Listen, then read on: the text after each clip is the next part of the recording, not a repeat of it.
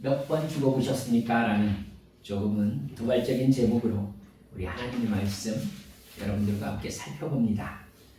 모세는 시편 90편 2절에서 우리에게 우리날 계수함을 가르치사 지혜의 마음을 얻게 하소서 이렇게 기도하고 있습니다. 우리가 영원한 세상으로 떠날 날을 생각하며 현재를 사는 것이 지혜의 마음이라는 것입니다. 성경이 말씀하는 세계관과 죄악 세상의 세계관은 이 부분에서 근본적인 차이를 보이고 있습니다. 어쩌면 이것이 가장 중요한 진리이기 때문에 성경은 창세기 1장에서 하나님께서 이 우주와 지구와 지구 안의 모든 천지 만물을 창조하셨다고 적고 있을 겁니다. 하나님께서 인간을 만드셨다는 사실만 정확하게 인지해도요, 하나님이 인간이 만드신 목적을 살펴보게 될 것입니다. 인간과 하나님과의 관계 역시 살펴보게 되겠지요. 인간이 살아가는 세상이 왜 대부분의 잠깐의 행복을 경험할 뿐 병과 고통과 죄와 불행을 경험하다가 결국은 죽음으로 끝나는지를 하나님과의 관계에서 살펴보는 지혜를 하나님이 이 세상을 창조하셨다는 사실만 인정해도 가지게 되는 겁니다. 죽음으로 인간의 삶이 진짜 끝나는 것인가? 죽음 이후에 영원한 세상이라는 게 정말로 있는가? 여러분, 이 부분에 대한 생각이 정확히 결정만 되어도 오늘 나의 시간을 어떻게 살 것인지에 대한 생각이 바뀌는 것이죠. 죽음 이후에 인간이 사라지지 않는다는 사실, 영혼이 가게 되는 또 다른 장소가 있다는 사실을 정확하게 인지하고 믿고 계십니까? 그곳에는 어떤 세상이 펼쳐져 있고 그 세상과 지금 여기에 살아가는 우리들과의 관계는 어떤 관계인지를 정확하게 알고 계십니까? 이 사실을 아는 사람과 모르는 사람은 절대 같을 수가 없습니다. 사는 방법이 다르지요. 지금 이 세상의 삶이 길어야 80년이라면 영원한 세상에 비교하면 아무것도 아닌 세상 아니겠습니까? 그러면 영원의 세상을 위해서 철저하게 준비해야죠. 내가 어느 순간 육신의 삶을 마치게 될지 전혀 알고 있지 못하기 때문입니다. 인간의 본질적인 어리석음이 여기에 있습니다. 그 나라를 준비해야 되는 시간에 육신의 즐거움과 안위만을 위해서 시간을 다 보내고 있으니까요. 죽음을 잊고 사는 것이 인간의 어리석음의 뿌리입니다. 여러분도 아시다시피 점점 우리 인간은 죽음을 멀리하면서 살고 있습니다. 여러분, 제가 장례를 여러 번 치러봤습니다만은 아무리 가까운 가족일지라도 생명이 딱 끝나면은 병원에서 산 사람과 엄격하게 나눕니다. 영안실로 들어갔다가 영안실에서 이렇게 나와서 바로 입관하고 그 다음에는 얼굴을 볼 수 있는 시간이 없죠. 내 차에 태워서 발인하고 하관하든지 이제 화장장으로 이렇게 떠나게 됩니다. 여러분, 죽음의 순간부터 사실은 굉장히 산 사람과의 엄격한 거리를 두려고 해요. 옛날에는 그렇지 않았습니다. 그렇죠? 여러분, 저 어렸을 때만 해도 이렇게 진짜 병풍을 쳐놓고 방 뒤편에 그냥 뉘어 놓았습니다. 그래서 죽은 사람과 산 사람이 되게 가까이 있었어요. 왜 이렇게 죽음을 잊으려고 하는 것일까요?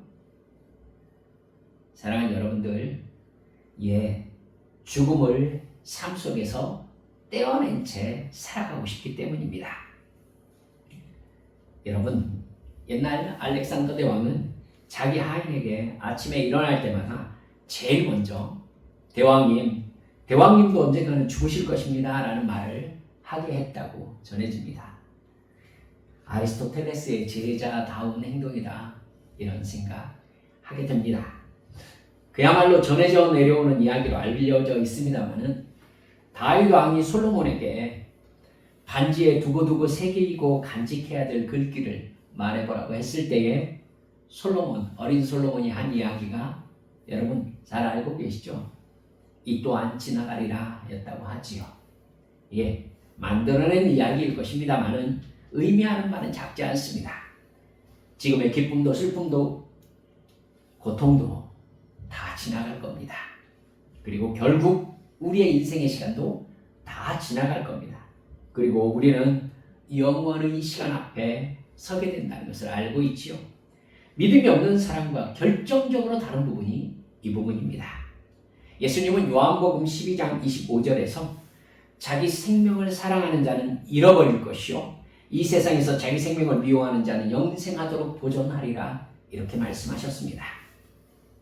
내 육체의 욕망을 이루기 위해서 아침부터 저녁까지 일을 하며 살다가 육체가 쓰러진 후에 영원의 때를 맞이하면 어떻게 할 것인지를 주님께서 우리에게 묻고 계신 거예요. 육체를 위하여 살았던 사람은 육체가 사라질 때 인간을 지으신 하나님의 목적에 응답하며 살지 않았던 이유로 영원한 죽음과 형벌의 장소로 이동하게 될 것입니다. 영원한 생명과 행복의 장소로 이동하는 사람은 어떤 사람입니까? 육체로 살았을 때 영혼의 때를 준비한 사람입니다. 육체의 욕망을 따라 살지 않았던 사람입니다. 나를 지으신 하나님의 뜻을 구하고 찾고 문을 두드려서 하나님의 은혜를 받은 사람입니다. 예수님의 십자가 대속의 죽음과 부활을 믿고 거듭나서 이 육체의 때를 영의 시간으로 살아낸 사람인 것입니다. 내 육체의 생명, 즉 육체의 욕망을 미워하고 십자가에 못 박아버리고 영이신 하나님과 교통하면서 하나님을 사랑하고 하나님의 말씀에 순종하며 산 사람이 영혼의 때에 영원한 생명으로 들어가게 되는 겁니다. 따라서 정말로 지혜로운 사람, 잘 사는 사람은 내 육체의 생명이 끝나는 죽음의 관점에서 지금의 이 시간을 바라보는 사람이 지혜로운 사람입니다.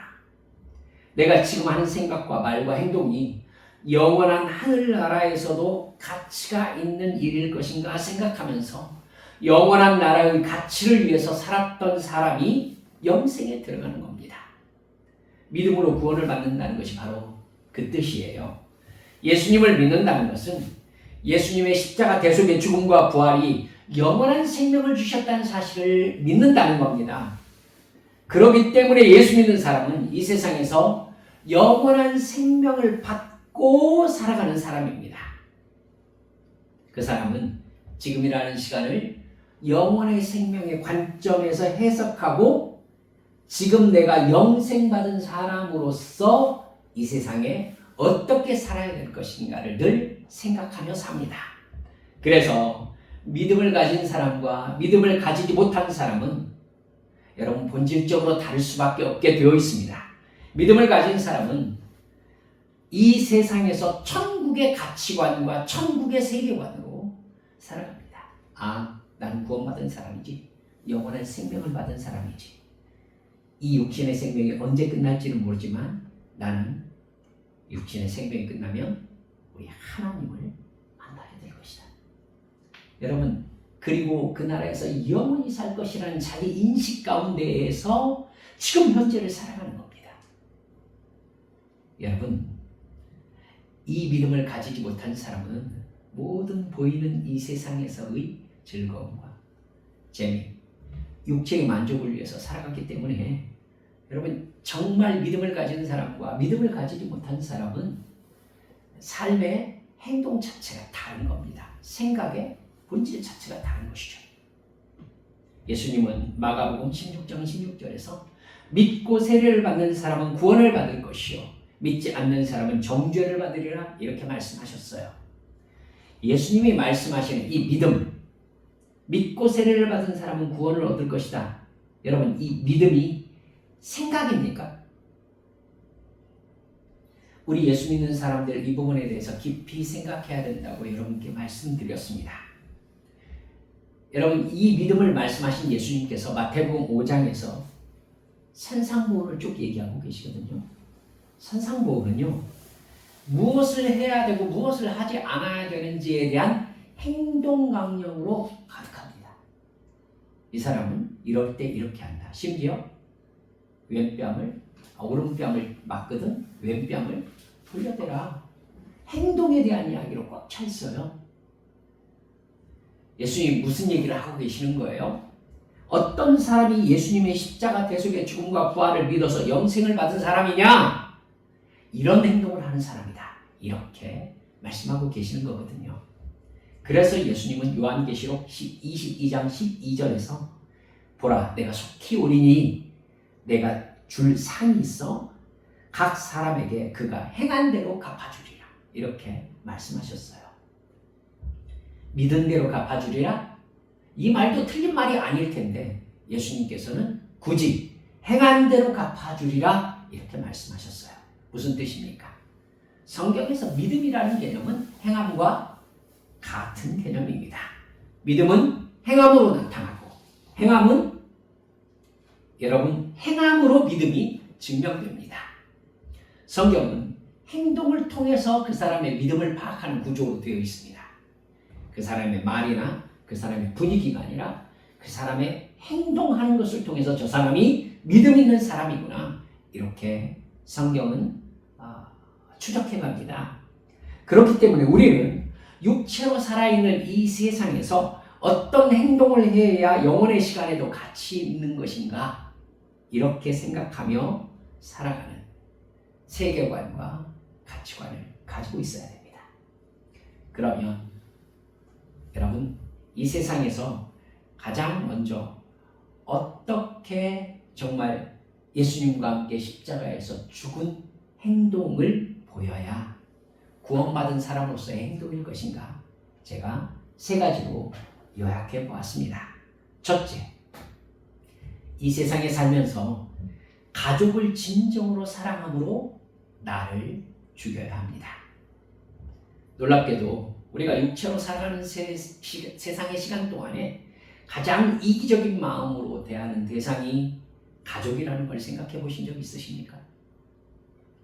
하나님은 아담이 홀로 지내는 것이 좋지 않다고 말씀하시면서 하와를 만드셨습니다. 하나님은 사랑의 교통을 나누기 위해서 사람을 지으셨거든요. 하나님과 인간은 사랑의 교제를 위해서 존재합니다. 하나님께서 인간을 만드신 목적이 그거예요. 그것을 여러분 가장 정확하게 이해할 수 있는 샘플링을 해 놓으신 곳이 바로 가정입니다. 가족이에요. 가정은 결혼을 통해 이루어집니다. 결혼은요, 사랑하기 때문에 결혼하는 겁니다.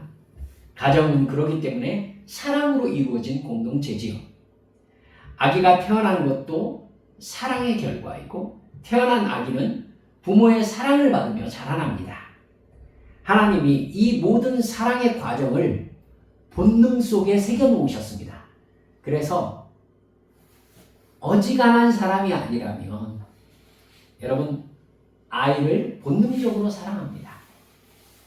그리고 자기가 사랑하는 남편, 자기가 사랑하는 아내를 여러분 처음에 만날 때 본능적으로 끌리게 해 놓으셨습니다.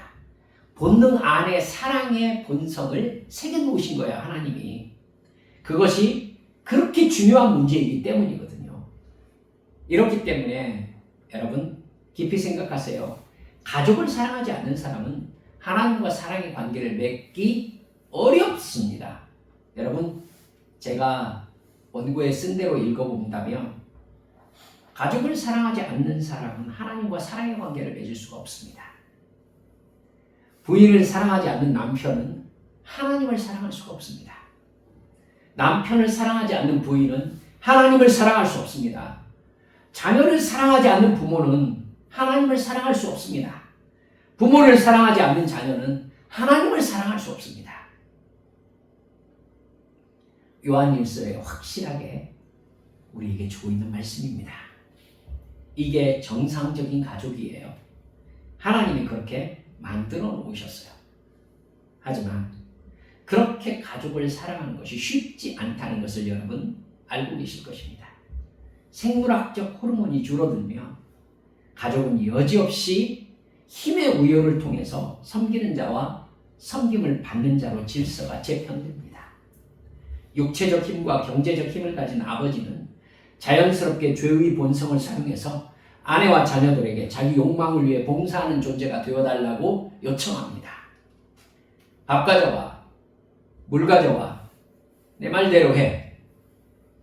생각의 폭력은 언어의 폭력으로 나타나고 언어의 폭력은 자주 신체적 폭력으로 확대됩니다. 힘과 돈을 가진 사람이 가정의 옳고 그름을 지배하는 독재자가 되는 것입니다. 즉, 가족의 독재자 하나님이 되는 것이죠. 여러분, 이 가정에서 자라나는 자녀들은 돈과 힘을 가진 사람이 이 세상을 다스리는구나 라는 걸 배우게 되는 겁니다. 이게 죄의 속성입니다. 아버지가 가정에서 그 죄성을 부인하지 않으면 교회를 다녀도 믿음이 없는 겁니다, 여러분. 예수를 믿는 게 아닌 거예요. 자기 십자가를 지는 게 아니에요. 예수님을 믿고 순종하는 사람이 아니에요. 제가 교회에서 겸손하고 사람 좋은 직분자의 자녀들을 수년 동안 담당했었습니다. 중고등부와 청년부를 제가 상당한 시간 동안 담당을 했었거든요. 여러분, 그 직분자의 자녀들에게 제가 얼마나 교회와 전혀 다른 아버지의 모습에 대해서 들어온지를 알고 계십니까? 학생과 청년부를 가르치다가 자녀의 성품과 신앙을 상담하다 보면 그 아이의 고통과 방황은 부모 때문임을 확실하게 알 수 있습니다. 자녀들이 피해자라고만 말씀드리는 게 아니에요.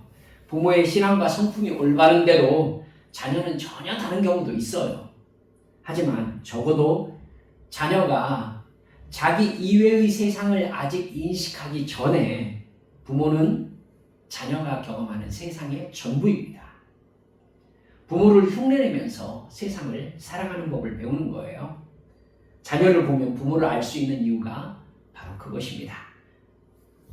따라서 거듭난 아버지는 자기를 부인하고 자기 십자가를 지는 순종을 가정에서 가장 먼저 나타내게 됩니다.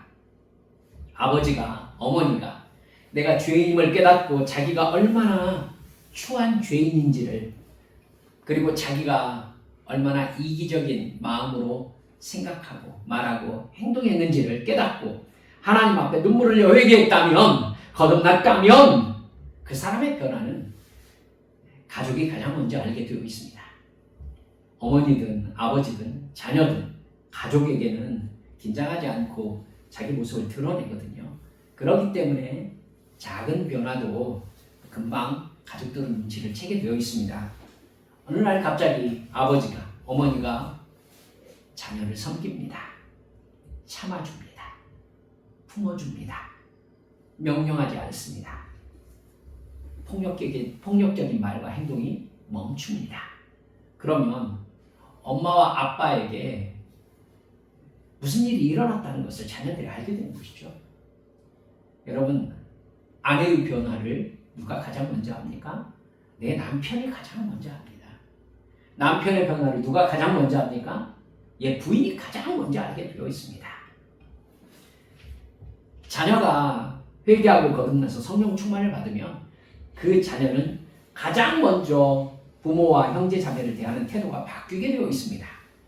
자기를 부인하고 자기 십자가를 지며 자기의 죄성과 싸우는 신앙생활이라는 것은 가족들이 가장 먼저 알게 되어 있는 거예요.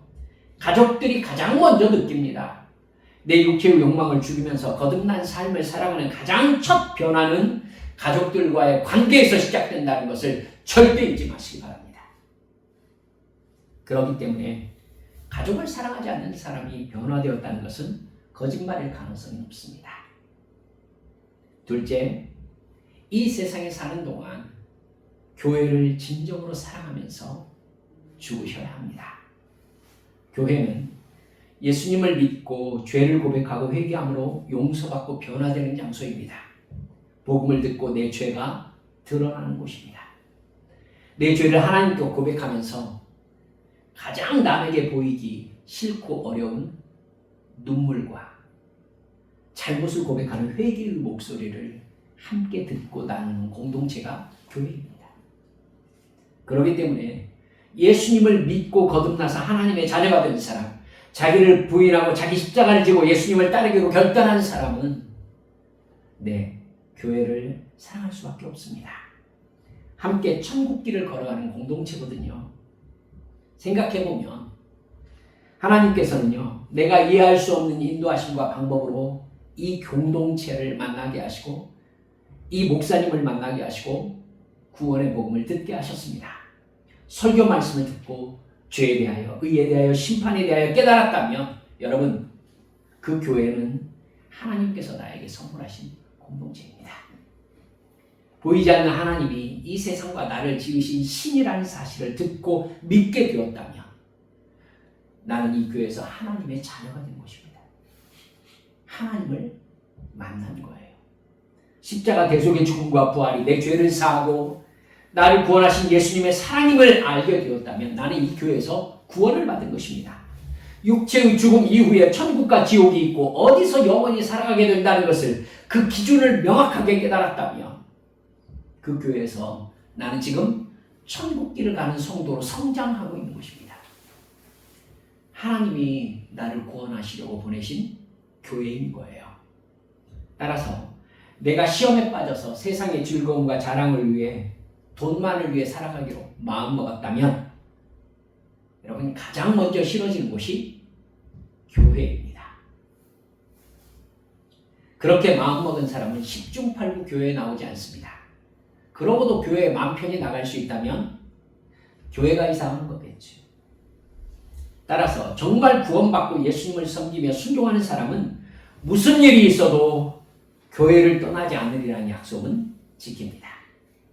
그 약속은 삶의 최후의 보루인 거예요. 그게 무너지면 삶이 와르르 무너집니다. 구원받음으로 가지게 될 세계관과 가치관이 완전히 허물어져 내리는 것이죠. 따라서 교회를 끝까지 사랑하는 것은 내가 죄인임을 깨닫고 회개하고 거듭난 사람이라는 결정적인 증거입니다. 여러분, 세상에서 혹시 실패해도, 병들어도, 절망했어도 교회는 나가야 합니다. 예배는 드려야 됩니다. 말씀은 들어야 됩니다.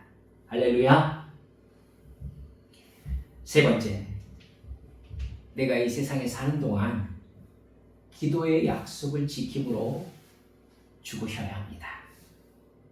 오늘 우리가 읽은 본문에는 오순절 성령님께서 임하신 후 제자들에게 일어난 일을 기록하고 있습니다.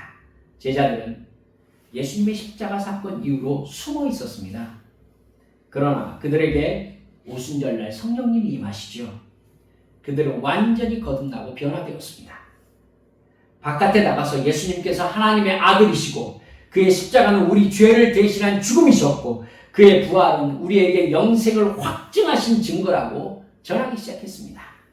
성령님께 붙잡히니까 자기를 위해서 사는 사람들이 아니라 예수님을 위해서 사는 사람들로 변화되어 버린 것입니다. 자기를 위해 살던 베드로, 야고보, 요한이 죽어버리고 예수님 때문에 사는 베드로, 야고보, 요한으로 거듭나는 것입니다. 부활하는 것입니다. 누가 예수님의 좌우편에 앉게 될 것인지 다투던 제자들이 다 죽어버리고 십자가를 지고 예수님을 따르기 시작한 것입니다. 그런 그들에게 강력하게 나타난 것이 있었으니 여러분, 바로 오로지 기도하기를 힘쓰는 것이었습니다. 사도행전 1장 14절을 보시면은 그때부터 성령님이 임하시기 전이었는데도 오로지 기도에 힘썼다라고 말씀하시는 선제적인 은혜가 나타나 있습니다. 그리고 성령님이 정말로 임하시자 그들은 나가면 복음을 전하고 들어오면 오로지 기도에 힘쓰는 사람들이 되었습니다.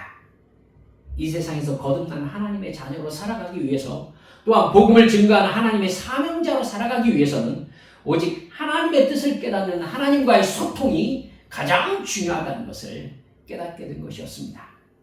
그들은 하나님께 날마다 복음 증거를 위한 영적인 능력을 간구했습니다. 사도행전 4장 29절 30절에서 그들이 하나님께 어떻게 기도했는지를 적고 있습니다. 주여, 이제도 그들의 위협함을 굽어보시옵고 또 종들로 하여금 담대히 하나님의 말씀을 전하게 하여 주시오며 손을 내밀어 병을 낫게 하시옵고 표적과 기사가 거룩한 종 예수의 이름으로 이루어지게 하옵소서. 그들의 기도에 하나님은 그들의 모인 곳을 진동하게 하셨고 성령 충만을 부어주셔서 담대히 하나님의 말씀을 전하게 하셨다 기록되어 있습니다. 성령 받은 거듭난 하나님의 자녀는 기도하지 않으면 살아갈 수가 없습니다. 영의 사람은 영의 힘으로 살아야 되는데, 영의 분별력이 있어야 되는데, 영의 지혜가 있어야 되는데, 영의 힘은, 영의 분별력과 지혜는 기도 중에 성령의 감동하심으로만 주어지기 때문입니다.